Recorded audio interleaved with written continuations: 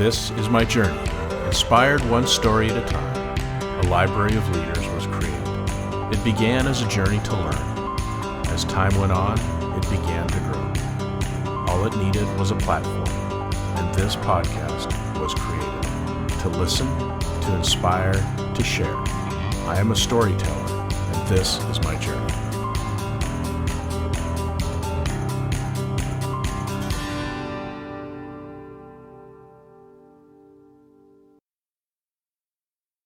Welcome to another episode of Profiles in Leadership. I'm your host, Steve Anderson, and this episode is brought to you by Silna Health. That's S-I-L-N-A, the premium front-end RCM company that leverages technology with a team of onshore insurance experts to handle benefit checks, eligibility checks, and prior authorizations. Finally, a vendor that you can trust, like a full-time employee that scales with your business.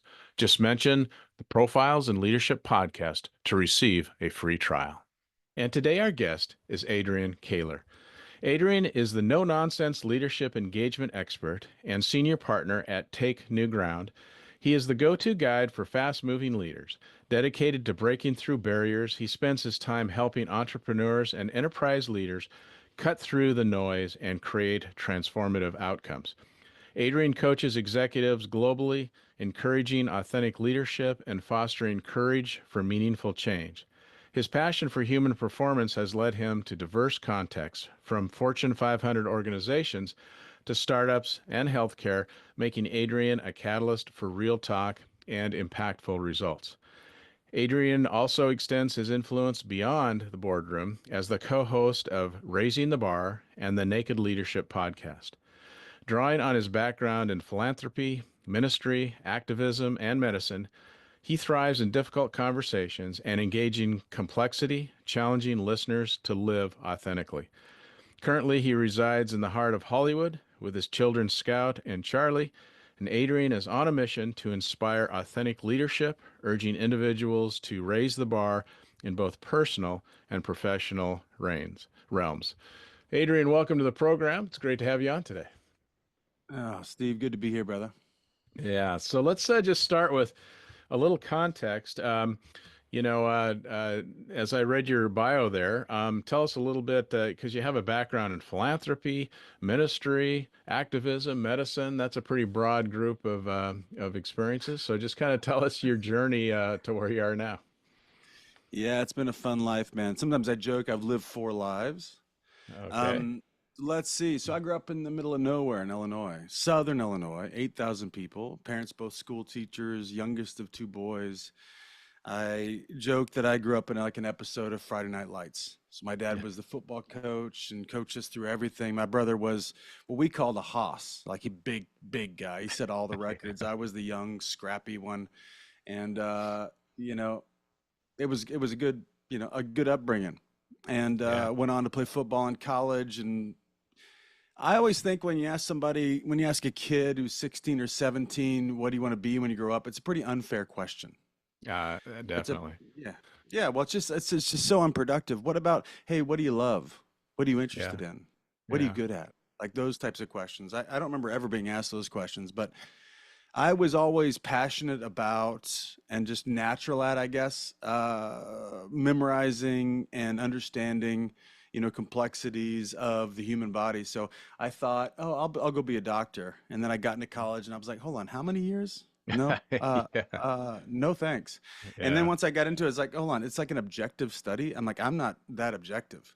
Hmm. I actually like being in the trenches. I like, getting in the mess. I like, getting up close and personal. So it just so happened that my roommate in college was a nursing major, which I'd never considered. I mean, I'd broken a couple bones in football and this and that, but it made sense to me. So I actually ended up getting a nursing degree. Uh, Not a lot of guys in that profession, as the joke Yeah. goes. Yeah. But ended up loving it, and it came very naturally. And spent most of my college years just doing what I love doing, and I figured I could go travel the world and do use the medical stuff to go make a difference with people. As alluded to earlier, like I've always come from like a faith-based background, so making a difference was always preeminent for me, or like prominent Yeah. for me. Okay, like let's go, affect people in a positive way. My parents were that way. They were involved in local faith community and in leadership and that kind of thing, and very sacrificial and very like others focused. So, anyway, got a nursing degree, moved to Chicago after college, chasing a girl, of course. We broke up 2 weeks after I got there. Yeah, how that goes. But Great. I Yeah. worked at a yeah, but I worked at a children's hospital in Chicago, and I worked on the float team, which just means I worked on every floor. Like every day, I'd show up and they'd tell me where to go, Uh-huh. which I didn't know at the time. I mean, I was honored. They only took two new grads to do that every year. I was honored to get picked for that. But then also, I didn't know how much of a training that was going to be, because essentially every day I'd show up and I wouldn't know anybody, and Yeah. I'd have to like figure it out, jump in, ask a bunch of questions, read the room, and then figure it out. And it was always me faking it till I made it, so Yeah. um, but I was and I was involved in a local faith community there called Park Community Church.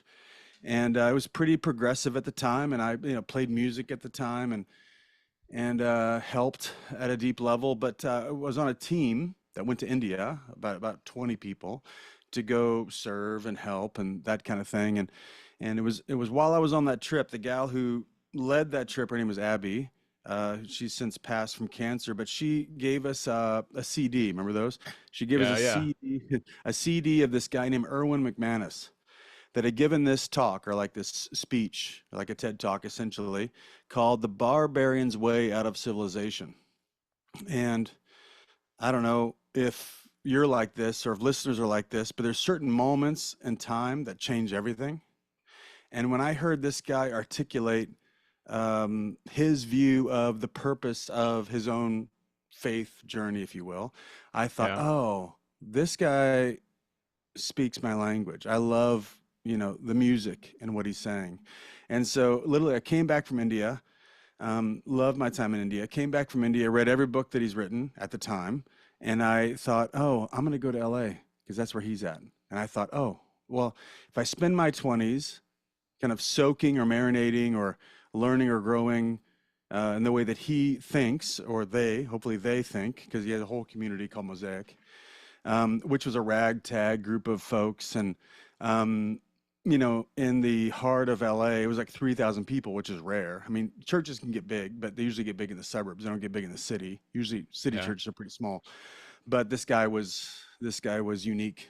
And I still think he's probably the best communicator I've ever heard from the stage. If listeners care, Erwin McManus is his name.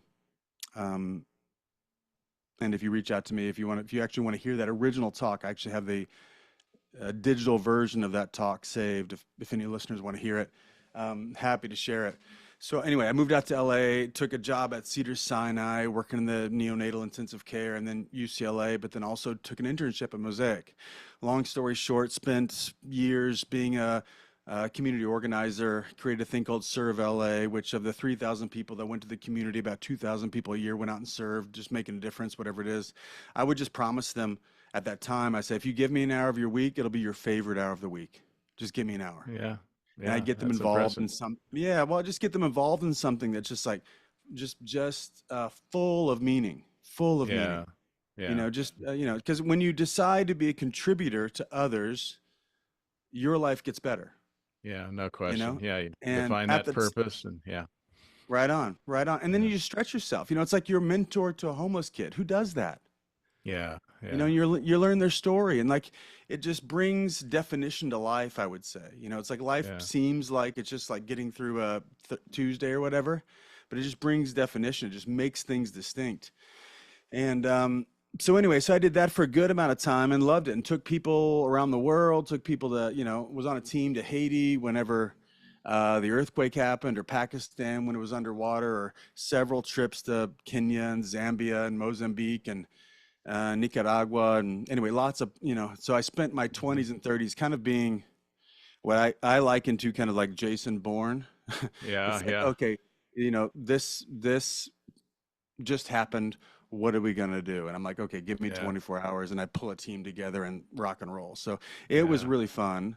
And then through that, I met a guy named Jesse. Jesse's father's a billionaire, so he was born a millionaire, and he had his own kind of transformation in his life and wanted to go make a difference. Didn't know what to do. He just happened to meet me, and I was the right guy. So I left work at Mosaic, which I love doing, and helped him figure out what kind of work he wanted to do. So I took him around the world because he didn't know what he wanted to do. Long story short, um, he ended up wanting to make a difference with folks that had blown it and needed a second chance. So that meant we, worked with a local nonprofit called Homeboy Industries, which is probably the best gang intervention nonprofit in the country, led by Father Greg Boyle. If you don't know him, he's a rock star here in LA. But I followed a couple nuns into prison and met a group of like lifers, and they were so lifers means they all killed somebody pretty much, or something Yeah. at that level. And then after I met them, as luck would have it, as serendipity would have it, as whatever would have it, I met a guy named Dan Tacchini. He had done management consulting for a living, but also had a passion for doing intervention work with people who had been in prison. Uh-huh. And I was immediately captivated by him and thought, oh, this is my next guy. So Erwin and then Dan, and hired him right away. And then we went into prison. So we did leadership trainings in prison. So it's like me Wow. and Dan and 30 lifers, so Yeah. guys that had killed somebody. Almost all of them had hurt somebody in their late teens, early 20s, and now they're 30 or 40. And we do these 3-day trainings. And the purpose of the 3-day trainings was to help these guys move across the continuum, because all human beings naturally are victimized. Like, we think that we are our circumstances, we are our history, we are our worst selves, we are fill in the blank. And as long as someone feels that they're a victim of something else, whatever the something else is, they're going to naturally feel entitled to do whatever they want to do, Yeah. instead of do what's necessary and do what's helpful. So, but if you can help somebody make a shift from feeling victimized to being responsible, then you got a whole new life, a whole new ball game, a whole new future. So that was that jump. And I did all those trainings, and then we trained those guys to be trainers. Still at the prison we were at, Soledad State Prison, even though there's been 4 new wardens, that's the only program that stayed. And every one of those guys got out the next time they sat in front of the parole board, and almost all of them are like in the community now, helping revitalize the community they used to devastate. So Wow. Wow. they're stopping gang violence. They are intervening, helping other guys get out of prison. They're running trainings like we run. One of the guys now, it's on our podcast, the Naked Leadership Podcast. He has created such a successful nonprofit called Crop that they are written into the California budget for $25 million, like that level of impact. Yeah. Nice. So anyway, so I love that. I Yeah. went through all these trainings, and long story short, again, long story long, I guess. I just figured out that my best gift is intervening with people at these crucial moments of time, so they make courageous and effective action. They take Yeah. Yeah. courageous and effective action. So that's how I got to what I'm doing. I've been coaching leaders now for about 15 years, and I'll do this till I die, man. This is why I get up in the morning. Yeah. Well, it's just got to be so rewarding to find something, as you said, as your gift. So many people have gifts and they don't always discover them and use them in the way that, really makes it a purposeful life. So it's really impressive. Now, a couple things I want to go back on that story now. You said that you played music in some of your church experience or whatever. You a musician as well? What's your instrument? Yeah, well, I grew up, my family were all singers. So my mom was like Okay. a music teacher. And then on my mother's side, they all sang like, what we call Southern gospel music. So 4-guy quartet type stuff. So I grew up in Uh-huh. that world, which is a kind of funny little subculture.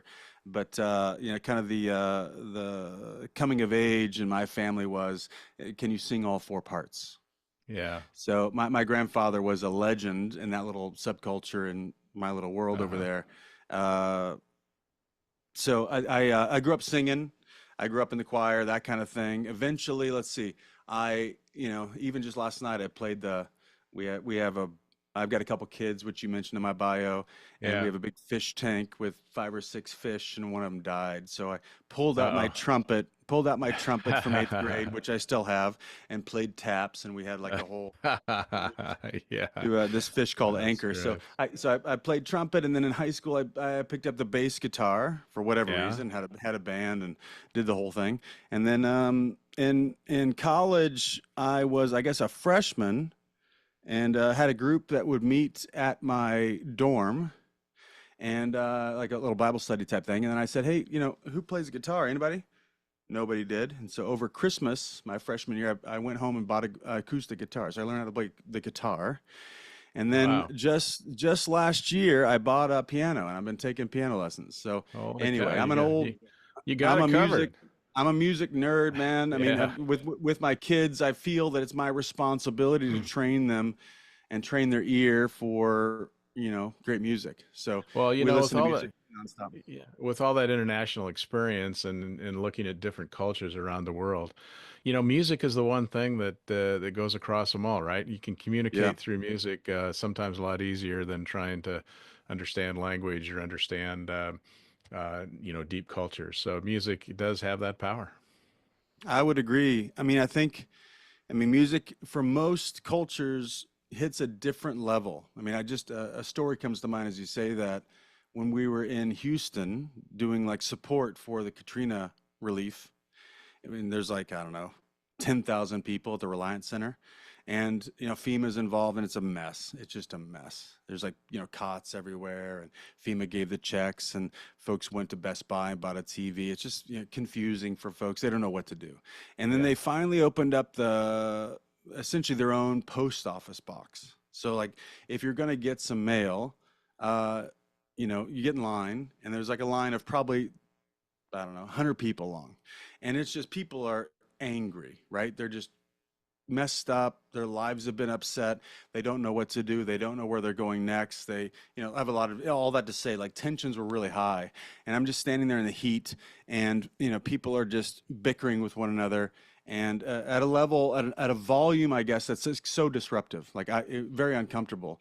And then all of a sudden, in the distance, probably 200 yards away, a band starts to play. And a band starts to play like New Orleans jazz music. Awesome. Yeah. Yeah. And the whole line of people that had just been bickering, they just stopped for a second.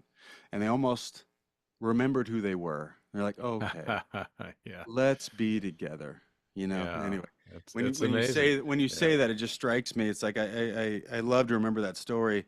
Yeah. Um, so Well, anyway, let's talk a little bit about your coaching now. And one of the things that in doing a little research for this, I heard you say that, you know, um, the personal engagement, is just so important. And there's a real art and science. It used to be just yeah, art, but now I think we have a lot of science to back this up. So, there are those things that we could consider on the art side, but we also have some scientific background now to kind of shore up what we do with people to try and help them become more engaged.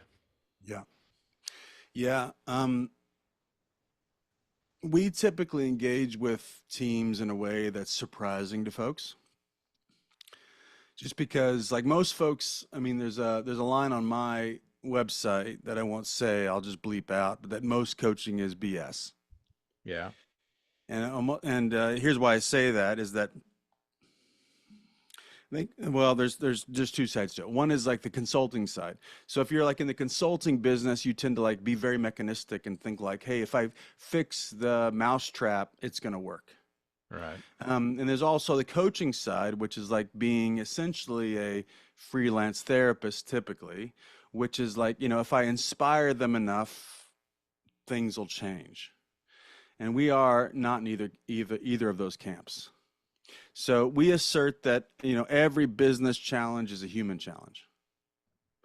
Yeah. And, most folks want to be very, Freudian in their view. Freudian meaning therapeutic or psychological in their view that, that we are what's happened to us. We are our history. That's a etiological view. And Freud discovered that or created that, and people loved it because it really lets them off the hook. And Yeah. we aren't that, and we're not that way. We are very phenomenological, which is like a philosophical word that means like we are in the study of becoming. And we are, from a psychological sense, we follow Adler's view. Adler said, hey, I am what I am committed to. And now that's a whole different ballgame. So if like you come into a business and they've got some kind of challenge, most folks look for symptoms of the challenge, and we're looking for causes of the challenge. Very different conversation. Mm, yeah, And if you interesting. get connected to the causes of the challenge, there's always human beings that generate the cause, if they're conscious of it or not conscious of it. And we don't have a Yeah, moralistic view like something's wrong, bad, or broken. Most humans do have that view that something's wrong, bad, or broken. It's somebody's fault. Let's find out whose fault it is. We think that's a goose chase because there's not a lot of life there. There's not a lot of possibility there. But more like there is contribution, which is good to see. But also, where is the leader or the team committed to going? Like, really? Like, which is different than what's happening. So, our assertion is whatever's happening is on purpose. So yeah, let's say the company is down this quarter, and we just say, which is annoying, that the company wants to be down this quarter, which is yeah, different than most consultants would say. We just say, hey, you guys must want to be failing. Why do you want to be failing? yeah. So everything is intentional, is what you're Right saying in on. a sense. Yeah, Yeah, that's the yeah, study. The study is, I mean, even just I was in Toronto last week. I've got a client called The Ordinary, which is a beauty client. And I've been coaching the head of brand there for a long time. And she finally brought me into her team. And I just, I wrote up on the chart, on the flip chart, because I'm a consultant. We always have flip charts. I write yeah, yeah. intention plus mechanism equals results. Intention plus mechanism equals results. And I asked the group was like, I don't know, 30 strong maybe. And I said, what percentage of results is intention? What percentage of results is mechanism? And I, took a survey of the crowd, and Hmm. what happened was what always happens is they're all over the board, right? So Right. some Yeah. of them say 50-50, which is like the safest Safe, answer. Some safe say, answer. Yeah. yeah, some say 20-80, some say 80-20, some say 70-30, whatever. It's all over the board. So first lesson is we all have a different opinion about what generates results. Secondly, I always say my crazy assertion is that it's 100% intention. Yeah.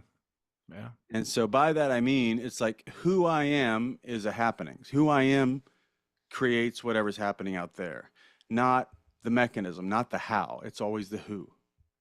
So if folks engage with us and our work with folks, we're all at stake. Like we're all on the hook for something, including me. When I'm in the room, it's like, oh, this is not comfortable, but it's worth it. Yeah. So Yeah. we take a look. We take a look in the mirror about, hey, what are we seeing? What are we not seeing? What's happening? What's not happening? Because our assertion is that results always come from actions that are taken or not taken. Actions always come from decisions made or not made. Decisions always come from a type of thinking. And whatever type of thinking you have comes from a worldview. And so whatever worldview you have generates how you see the world, your perception. And most folks don't ask themselves many questions about it. And we tend to like to be right instead of be effective. And now So, and what you're saying there is a very holistic approach. It's a very, inner insight, so to speak, of that, which I think is amazing. And I see that, you've worked with the Navy SEALs. And yep, when I saw that, to be honest, I thought, oh, that's a little bit of a interesting choice to have Adrian working with the Navy SEALs coming right. from your approach. So why did the Navy SEALs hire you, and what did you do that was unique and different in your training with the Navy SEALs? Yeah, well, they hired me because um, that's a great question. I mean, what is it about it? So I had made a big difference with, with a leader that was close to one of the top leaders there. And so he was really interested in what was invisible. So I'll try not to be that philosophical. But when I say invisible, it's like there's a natural way of getting stuff done, and that's like we know we don't know, and we know, right? So and that's essentially what we call learning. It's Cartesian inquiry, we'd say, but it's like Yeah. okay, what's the problem, and how do we solve it? And but we know from the neuroscience now, back to your original prompt, that we're only conscious of about 4% of what's happening for us. So there's much more, like 96% of what's going on for us in our thinking is in the we don't know what we don't know. Yeah. So, so they were really curious about how to explore and examine and then hopefully harvest this level of discovery, which is like what's not happening now. Yeah. What are we not seeing now? So especially that level of performers, it's like how do we get the invisible to the surface? But that takes Yeah. more time than most folks are willing to give. It takes a level of scrutiny, a level of inquiry that most folks are unwilling to have, and a level of, but I guess at the end of the day, it generates a level of trust because it's like if we're in this inquiry together, and like I trust you, you trust me, and we're going to go in and ask a bunch of questions about what's happening right now. Like we have to trust each other, and Yeah. in that world, it's obviously life or death. Yeah. So Absolutely. and it's like a relational, very flat organization. Although there is clear hierarchy, Yeah. once the first bullet flies, it doesn't matter. Well, Like, when you described earlier about your wanting to help people and help them become better and help them become part of the team and so on. It's I have interviewed a couple Navy SEALs on this podcast, and one that's really stuck in my mind told me that he now trains Navy SEALs, and what he noticed was that I think they call it the Buds weekend or whatever, where hmm they go through yeah, this week long thing where you're just trying to weed people out basically. And he right. says that you can always, and then there's an 80% failure rate. And he said you can always tell when a guy's going to make it when he makes the jump between worrying about his suffering and Yep, helping the guy next to him. And once he yep. makes that jump to help the guy next to him, that's usually the guys that make it. I thought that was really profound. Yeah, yeah. There was a season of my life I did like five LA marathons in a row. Yeah. And my strategy, along with what you're saying philosophically with that guy, is I'd always get in the run and then I'd find a person that I could help. Yeah. And it's like if I'm there thinking about how hard my life is, listeners, are you listening? I wonder, I'd wonder how much your thinking is about how to relieve yourself from the strain that you're in. It's just so natural. I mean, we talk about Yeah. it, like we call it the four survival needs: looking good, feeling good, being right, and being in control. And those are like gravity for human beings. We don't get a vote on that. We're just naturally thinking about that: looking good, feeling good, being right, being in control. So, but you do get to choose, not if you care about surviving, because you will. You do care about surviving. But Right. the quality of your quality, here's my assertion, and I'm sure, Steve, you agree, that the quality of life goes up when you start to care about someone else's thriving. Yeah, And absolutely. if you start to care about someone else's thriving, your survival is taken care of. Because if you decide to be a giver, if you decide to be someone that's generous, if you decide to care for, ask questions about what's happening for them, then you'll be taken care of. It's just this funny paradox. It's like Yeah. the more I Yeah. care for someone else, the more I'm taken care of. It's like this weird thing. But No, that's it's a awesome. gamble. It's a gamble. I mean, that's why I think for me, the faith conversation has always resonated with me. I'm not a religious guy and not like a dogmatic guy for sure. And people can believe whatever they want to believe, which is cool. But for me, what works about the Judeo-Christian narrative is giving your life up for somebody else. I don't think there's a better way to live than that. So And let's if talk about that a little bit, getting into it, because I know that Sure, let's not say religious, let's say spirituality.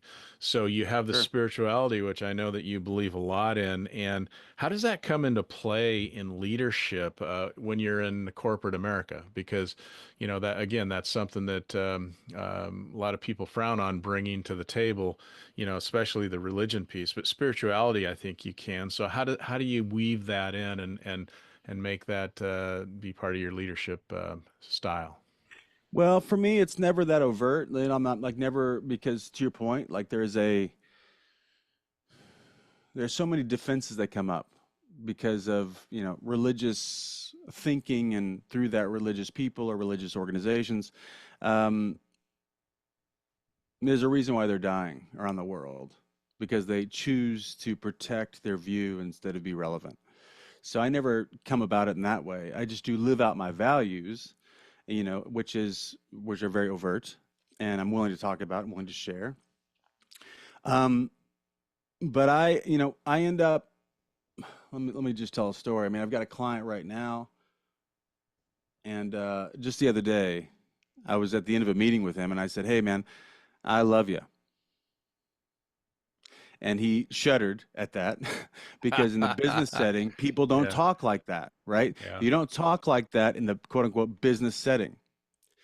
And, so he kind of shuddered at that. He said, "Oh, you don't have to say that." And I just said, "Hey, man, listen, my love for you," which for me, love is an action. It's not like a feeling. My love for him is I'm committed to what he's committed to. I think that's the best. For me, that's the definition of love. Is like if I, even when I get on this podcast, Steve, I wonder for you. I mean, I'm here to serve you. I'm here to serve your audience, and that's all that matters to me. I hope I can be of service to that. That's love for me. And but usually what's missing in the business setting is these human concepts, human needs that we dare not talk about, like love and like forgiveness. Most of the issues I see on a senior leadership team is the fact that they don't talk about what it takes to forgive somebody. Hmm. They just talk about business stuff. They talk about strategy, which is great. I mean, that's all obviously necessary, but the fact that our strategy isn't what it could be is because Tom doesn't like, Nancy. Yeah. Because Nancy did X 5 years ago, and I'm not willing to like get off it and like forgive her and like start again and have all the conversations. So like businesses lose so much money because they're unwilling to get in the real conversation about human beings, like how human beings interact. Yeah. So anyway, we have those conversations very overtly. Those are like come from like my faith background. Um, I guess they don't come from. They are, I think, I guess, exemplified, or I Yeah. would I would say, in the process or illuminated in such a way that you as a human, if you're into it, you as a human are constantly in a conversation of evolution. Yeah. And in the business setting, folks are usually just who they think they are instead of in a conversation about who they could be, which is Hmm. maybe a more spiritual concept. But if we get in that conversation, then there's a sense of freedom, then there's a sense of hope, then there's a sense of Yeah. possibility, and that Yeah. generates so many more possibilities and so many more opportunities in the future than if we're just people, doing a thing. Let's talk about forgiveness a little bit because I think this is an interesting point. I've heard it said, which I think I agree with, which is if you forgive somebody, like I say, I forgive you, when that person hasn't asked for forgiveness, it's kind of a Yep. power play, right? So, in other words, if someone Power play asks on for, who? Sorry, so power like, play on whose side? so let's say that I have a conflict with you for whatever reason, Yep. and I say, "Oh, I forgive you for the way you acted," and you, that's assuming now by me saying that, I'm saying to you that you did something wrong, or you did something that is inappropriate or whatever, and then I'm going to forgive you for that. When you yourself may have thought, I don't need forgiveness because I didn't do anything wrong. So I think there's kind of an interesting juxtaposition there, because if I did do something wrong and I come to you and say, Adrian, I'm really sorry for that, and ask for forgiveness, and then you grant me Hmm. forgiveness, then that's great. But if you just say, I forgive you, it puts me in a position of, oh, wait a minute, this is a power play because I didn't really need forgiveness for that. Understand what I'm Hmm. saying? Yeah. Well, let's see.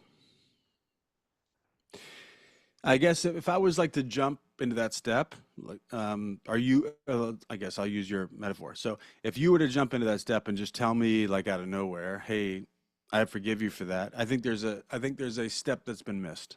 Yeah, agreed, agreed. Which, yeah, which is to say, "Hey, Adrian, um, this thing happened and it really affected me in this way.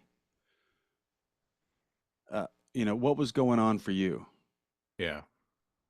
Just to inquire into, we'd say, the what was happening, because we assert nobody makes a stupid decision, which is a weird thing to think, because we naturally think people are stupid, and people that do Yeah. that right, people that do other things than I would do, that's stupid. That doesn't make Yeah. sense, or just doesn't fit into my worldview. So we don't practice empathy. Empathy isn't like being nice. Empathy is, I've got the ability or willingness to go take on what someone else is thinking, because what someone else is thinking makes sense to them. So I can understand why X happened from their perspective. Hmm. Does that make sense? It's Yeah. even like Yeah. what flashes to me is how long ago was this? This was probably 12 years ago. My brother-in-law up in upstate New York, drug addict, took a shotgun into the woods. And as the story goes, I wasn't there for it, pulled the trigger, but the safety was on, quote unquote. And so, anyway, we're flying back there for Thanksgiving. He's in the psych ward. I go sit down with him. I said, "Hey, I got some good news. Good news is you don't want to die. Because if you wanted to die, you would have turned the safety off." Yeah. But what was glaring to me is that he definitely wanted, to almost die, which is a cry for help. And I Yeah. said, if you want help, hey, I'll fly you back to LA. I've got some people that can help you. And I put him in a program here, and he got sober, and which is great. But my point is, pulling the trigger in the woods is not a stupid decision. It made sense to him, right? Like based on how he was viewing the world, it made sense to him to pull the trigger in the woods. Yeah. Now, Yeah. From his now, perspective. Yes. from his perspective, that's right, from his perspective. Now, for us, in like a business context, the if I can entertain the fact that, like, you know whatever's happening is happening on purpose, whatever's happening makes sense to the other person, and if I can get on the same side of the table, that's always the metaphor for me. Most folks are so prone to like battle and be in conflict, and we naturally avoid conflict because conflict's not fun. Conflict is vulnerable, and conflict is, has got some repercussions, but we don't ever have to be in conflict. We can actually be in inquiry. We can be in curiosity, which I think was your point earlier. Is like if I don't agree with someone, I could actually be on the same side of the table with them if I choose. It's like, hey, Tom, uh, you're doing X, Y, and Z. The results are troubling for me. Let's just say I'm the CEO and I've got a guy that's like failing. I could say I have to go correct him, or I could say, hey, I have to go connect with him. That's available too. And so I could go sit Yeah. with him and say, hey, here's what's happening from my view. And hopefully you've got some objective data. And what's happening for you, man? Because here's the future I see coming if we don't fix this, whatever the future is. We call that the Parade of Horribles. Is like get really clear about if nothing changes. Like let's say there's a breakdown, and if nothing changes, it's going to get worse. You know, we call it the shit sandwich principle as well, where it's like, Yeah. trouble comes to you as an hors d'oeuvre, shit hors d'oeuvre, and nobody wants to eat that. And then you send it back to the kitchen. It comes back as a sandwich. Who wants to eat that? Eventually, it comes back as a crap buffet. And nobody really wants to eat that, but most people call us whenever it gets that bad. Yeah. Um, but I guess to wrap this point is like if I decide to be really curious about what's happening for the person, it's not conflict, it's advocacy. It's like, Yeah. Yeah. hey, I want to connect with how you're seeing things because to my point earlier, belief generates thought, generates decisions, generates actions, generates results. So we've seen the results. We need to get to the causative issues, which is how I'm orienting myself to the world.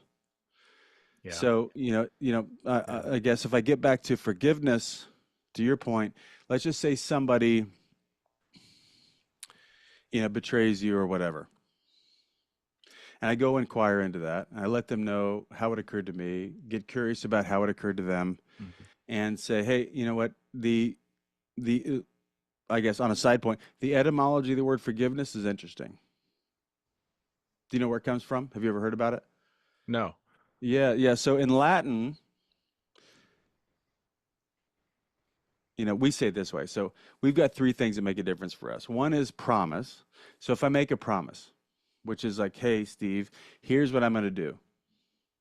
That's to send forth, permittere. That's to send forth. If I make a commitment, which is even deeper, is to say, hey, here's what's going to happen, and I promise you, I'll do whatever it takes to make it happen. That's what a commitment means, right? So it's like Yeah.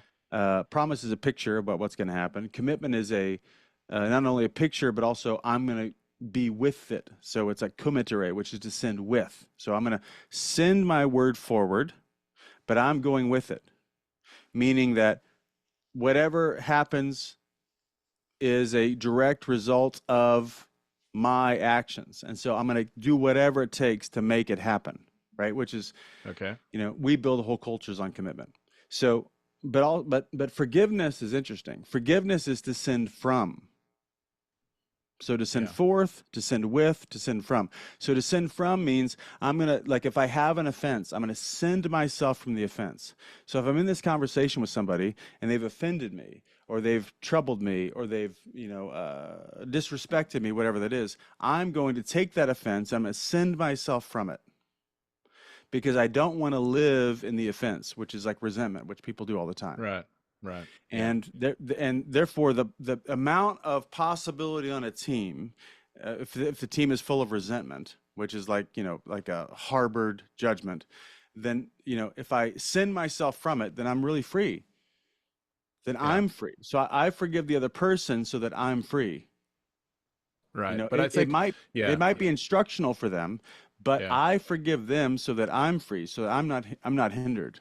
Yeah, no, I get that, and I think if you're concerned about the other side of the equation too, the person that you is on the other side of that, you got to be, um, you've got to be generous with them as well. So Yeah. the word that you said a couple times that I think is the key in that description was where you said curious. I think being Yep. curious about, you know, their situation and what they're in and why they did what they did or what's going on. I mean, curious because it's so easy for us to just put judgment on it when it might be better to be curious about their perspective or their point and why is that. And the better we understand that, the better chance we have to resolve it. Yeah. Yeah. I mean, there is a nice distinction between perception and perspective. Yeah. Yeah. So it's like I naturally have a perception, which is just whatever's happening for me. It's like, Right. even in this moment in time, like how do I view myself? How are things happening? All that kind of stuff. I mean, I'm in a conversation, as everybody is, about the moment in time they're in. Whatever people are doing as they're listening to this, they've got a perception. If they're like driving, if they're, doing the dishes, if they're helping their kids, or if they're, having some free time, they've got a viewpoint on what's happening. That's, perception. Perspective is like an actionable viewpoint. So it takes it to the next level, right? So Yeah. so if I am willing to entertain or wonder about what's going on for the other person instead of being really sure about it, then, if you're a leader, that's like a superpower. Yeah. I mean, people Absolutely. Yeah. people call this stuff the soft skills of leadership, and I don't demean them in that way. I actually call them the vital competencies. Yeah. So if I can wonder about and become a pro at understanding what's invisible in every room, in every meeting I'm in, like where people are coming from, what their hidden interests are, what their concerns are, and if I can illuminate those, if I can summon those to the surface, you really Yeah. can't be stopped. I mean, you're like, people will feel very connected to you. Yeah. And that's a superpower to me. That's a vital Yeah. competency. I totally agree. And I have a question, and I've thought about it many times myself. So, in your coaching, you say you have this no bullshit approach, and Yep. you challenge people and you Yep. take people deep because that's where the real learning occurs. Now, Yep. you have background in nursing, you have a degree in ministry, you have life experiences that are very vast. But do you ever worry because people do have traumas and demons and whatever that you take them to a place where then you don't know what to do, or maybe you take them too deep, or maybe you really, knock something loose that's hard to get back. Do you ever worry about that when you go deep with some of your clients like this? Well, yes and no. So I do have a lot of care and concern about how I contextualize what's happening for people. And let me explain that. Like, I don't want to leave people with a sense that, what's revealed, they're on their own to handle. Hmm. Number one. Number two is at the same point, I have a strong principle that, like, we're all criminals, all of us. We're all criminals. Like, we all are out for number one, which is us. And then some of us are just more restable than others. I mean, we learned that, that became the mantra whenever we're working in the prison, work, is that we're all criminals and some of us are just more restable than others. So we've got a dark side, all of us. Yeah, And I'm a friend, absolutely. and I'm a fan of Jung, like Carl Jung, right? Yeah, yeah, Jung. sure, If sure. if listeners don't know Carl Jung, he was like one of the preeminent psychologists. So Absolutely. He he was said big on this. the personality types and really understanding that people look at things in very different lenses and so on. Yeah. That's right. Yeah, if you don't know Jung, he's worth checking out. But he's got this quote that has always bothered me and provoked me, which is, if you want your branches to go to heaven, your roots must go to hell. Hmm. If you want your branches to go to heaven, your roots must go to hell. Isn't that interesting? Yeah, it's So very interesting. with that, my perspective is that we all have a dark side, and we don't talk about it that often because we're scared of it, or we, scared of judgment, that kind of thing. But I say there's a lot of power and a lot of possibility and freedom if I can put my arms around my dark side. Meaning that, like, everybody's got some secrets. Everybody's got stuff they're not talking about, they're not dealing with. And for the most part, a lot of that, like, steals from, requires a certain amount of attention of our, cognitive load about trying to protect ourselves. And I say there's a lot of freedom if someone gets over it. Yeah, yeah, Let's just say your dark side is a part of you, and it's not like a bad thing, and it's not like something to run from. It's just part of who you are. Here's the advantage of that is if I deal with my dark side, i.e., I reveal it, I talk about it, I forgive myself, I clean it up, blah, blah, blah, whatever it is. And if I deal with that, then it's no longer a chief concern of mine, number one. Number two is I can actually see other people's dark side, their proclivity to lie, cover their own butt, politicize, gossip, all that type of stuff. I can actually see it and I can relate to it instead of judge it. yeah, yeah. Because It's well if said. there's some side of me that I've not dealt with and I've not forgiven, I live in some kind of shame conversation. If I live in some kind of shame conversation, I'm also, because I'm judging myself, that's what shame is. And if I'm judging myself, I'm also going to judge someone else. But if I forgive myself, I'll forgive someone else quickly. So for me, as Adrian, I'm very familiar with my dark side, and it's not a Yeah, problem for me. It actually is an additional filter for the world. So when I can, maybe I'll tell a story. sure. I was coaching a person, and this person very successful, and had built a big company, and he was pretty ostracized from his wife. And he asked if I would be willing to talk to her. And I said, sure. So I jumped on with her and I heard her whole story. And she's very victimized about what was happening. Hmm. And like essentially, just like with most founders, like their business becomes their mistress. Like with most founders of companies, they end up neglecting the home life and they like really give themselves to their work. And so she was so victimized. I just had this intuition. I just said to her, "Have you cheated on him now, or is that coming?"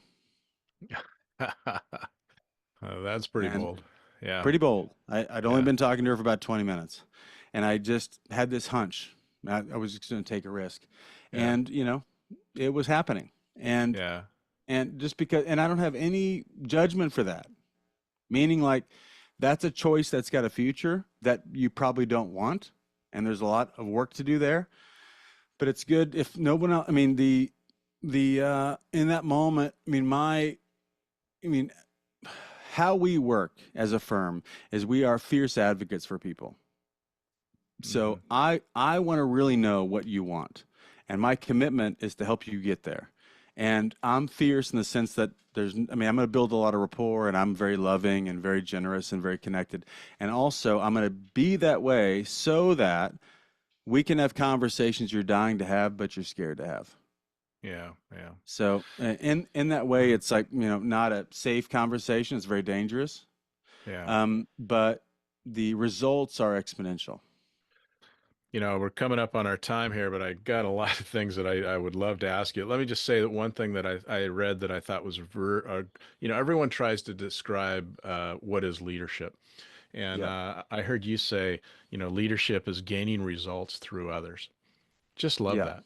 I mean, because if you Yeah. just think of it that way, it's so many people think that they have to be the create the result, that they have to Right. do something. Where if you can do it through others, I think that is the true definition of leadership. And that's awesome. Yeah. Yeah. I'm with you. And that's why it's like, our view is so relational because there's a Yeah, lot going on in the space between you and the other person. yeah, And if I can become a master of illuminating and generating the type of conversation where effectiveness can happen, I really can't be stopped. That's why we do this thing called Intrepid, which is this, academy. We call it a Academy for yeah, Effective Leadership. It's like seeing leadership as a coaching context, yeah, where if I'm the leader, my job is to create the right conversation between you and I, so that you trust me, I trust you. We just get to the point. Like we're less, especially in today's culture, we're less precious. I mean, this culture today is quite precious, or it's kind of cavalier. Those are usually like the two different options: cavalier or precious. Instead of like effective, it's like, okay, listen, I am committed to being who I am, and I don't know I don't know who the f I am. It's up for yeah, grabs. Like there's like, I just assert for, in any moment in time, there's 5 or 6 Adrians that might show up. I don't know. And there's yeah, some of them that are really effective, and some of them that are cowardly and confused, and you know, uh, there's all these kind of versions of myself, and I'm also aware of that. So yeah, no problem. Here we are. Like which version of yeah, me is showing up and which version of me is, needed to show up. And the same for you. And if I can create the right conversation that gets the right version of you to the table, we can get amazing stuff done together, yeah. Well, you well know? said. So let me ask you too, going back to your prison experience. Not that you were in prison, but you're working with prisoners. What's the leadership lesson you learned there that you can help your clients with? Well, it's really that continuum between victim and responsible. That's the crux of that training, is that the more victimized someone sees themselves, and in prison it's really clear because it's like they did X, and like I guess I'll explain a exercise we do this exercise we call victim responsible. So we get them to like tell their story. So they sit with a partner, knees to knees. Hmm. They tell their story however they tell it, and then we talk about what does it mean to play the victim. Like me again, like at the board, what does it mean to play the victim? And we talk about what that is. And then, they tell the story. Partner A again tells the story to partner B, but their point is to convince partner B that they're the victim, right? So Mm. they just lay on all the stories about how it wasn't their fault. It was the gang's fault. It was the neighborhood's fault. It was the fact that their dad wasn't there, the color of their skin, their socioeconomic level, blah, blah, blah. Whatever it is, all very approachable and all very common and, very signed up. Culture says, oh, yeah, you're from Watts, so therefore, of course, you're violent. Yeah, Um, so they do that, and that's very easy for folks. But I ask them, what's your experience as you're playing the victim? Like, what's your experience as a person as you're playing the victim? We write that all up. So they're like angry, they're weak, they're, mad, they're like powerless, blah, blah, blah. Just to clock it, because they don't clock their own experience that comes from that viewpoint. And yeah, then you shift it and you say, okay, now your job in the exercise is to partner A to tell partner B The same story, same facts, but now your job is to convince them you're responsible. So you have to go back in time usually. So it's not like what happened in the gang. It's actually why, like, I chose the gang. Why did I choose the gang? Or this happened and this is how I chose to interpret what happened. And then it's like I chose that interpretation. So they tell that story. Same facts, different reason. And then clock the experience. What's it like to feel responsible? I feel free, actually. I feel, full of possibility. I feel like I want to go do something right now. I want to go talk to that person that I want, like, it's like there's action that comes out of responsibility because the more responsible someone is, the more substantial they are. Like the Yeah. more victimized they are, the more they fluctuate. So that's what I got most out of that Yeah. training is the fact that if like you can help somebody with art and get in a conversation about being responsible for their actions instead of being a victim of circumstance, then the world opens up for them. Yeah. And you said that most of those people that make that jump between those two positions you just talked about eventually get out and find purposeful things to do in their life. Oh yeah. Oh Yeah, yeah. that's I amazing. mean, once I stopped trying to justify in my mind what happened, then I can actually see other people. Yeah. And once you see other people, and once you like kind of move on and get the fact, jump into a conversation about legacy and like what I want to have happen in life turns into hypercolor. Like, oh, wow, Yeah. there's so many possibilities here. There's so many things that matter here. Even it could be the most subtle thing. Even if it's like I'm walking down my street and I see a homeless person, which happened for me this morning. I saw this homeless guy and I'm like, hey, man, what's your name? His name was Ralph. And I was like, hey, Ralph, hey, how long you been here, man? Do you need anything? Can I get you some food? Just like people show up to you instead of like problems, they're like actually people. Yeah. And there's translation that naturally happens in the workforce. So it's like this paradigm is fascinating to me, and it ends up being very valuable for the folks we work with. Yeah. Well, Adrian, at this time in the interviews, we wind down here. That I always ask my guests the same common question. And that question is, in relation to leadership, what is a pearl of wisdom that you could leave us with today? And in relation to leadership, what's a pearl of wisdom I can leave with you today? Well, hey listeners, if you're still here, hi. I'm wondering for you, listener, what's the conversation that needs to happen, but you've been trying your best not to have? Every top leader I know, they're very intuitive. They get the facts. Like they can see the future coming. They naturally connect the dots. So if you're listening to this podcast for sure, you are naturally intuitive. And there's something on the horizon that you can see coming that probably just based on your own desire to preserve yourself, you've not been having the conversation. And my invitation to you today is to have the courage to at least start the conversation. Here's my guess. My guess is you tell yourself, I don't know what to say. I don't know how to start the convo. And that's natural. That's okay. It's okay to, by the way, to come to someone and say, hey, there's something I need to talk about. I just don't know how to talk about it. Can we explore it? So I don't know if it's an Yeah. answer to your question, but that's my That's prompt good. for Yeah. listeners is like, I hate for folks to generate suffering in their life because of cowardice. And we all can naturally do this, including the guy Yeah. talking.